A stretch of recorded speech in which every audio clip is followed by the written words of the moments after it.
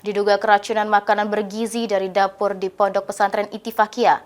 15 siswa alami mual dan muntah. Selanjutnya ke-15 santri dilarikan ke rumah sakit. Dan kini tersisa 7 santri yang jalani rawat inap dalam kondisi sudah membaik.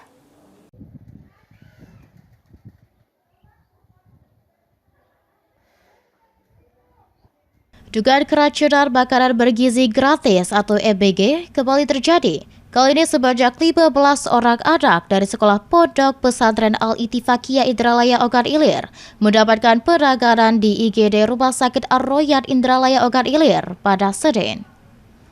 Humas Rumah Sakit Ar-Royan Iklim Cahya membenarkan adanya anak sekolah dari Pondok Pesantren di Indralaya yang datang ke bagian IGD rumah sakit dari sore hingga malam hari dengan gejala mual-mual dan muntah-muntah.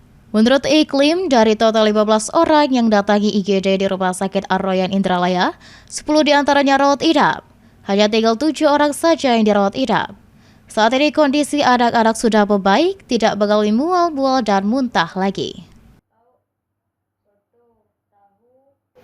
Mereka ini rata-rata mengaku dari pondok pesantren Indralaya kan.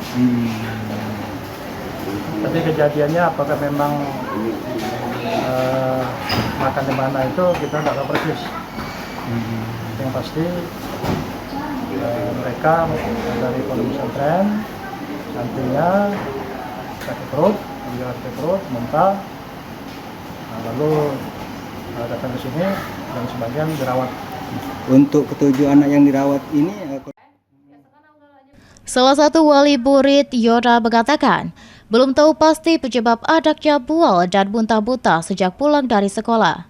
Menurut Yoda, dari hasil pemeriksaan sementara dokter, ada gejala infeksi usus yang disebabkan bakaran. Namun belum diketahui secara pasti bakaran tersebut.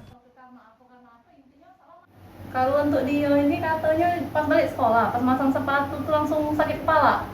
Jam 2. Ya, ada juga kawan dia ini sesudah sholat zuhur. Nah ini. Nah, cuman tak kate kawannya nih di sini nih, mungkin beda ini Mbak ya, karena aku di balik arah sini jadi aku langsung ke Ar-Royan.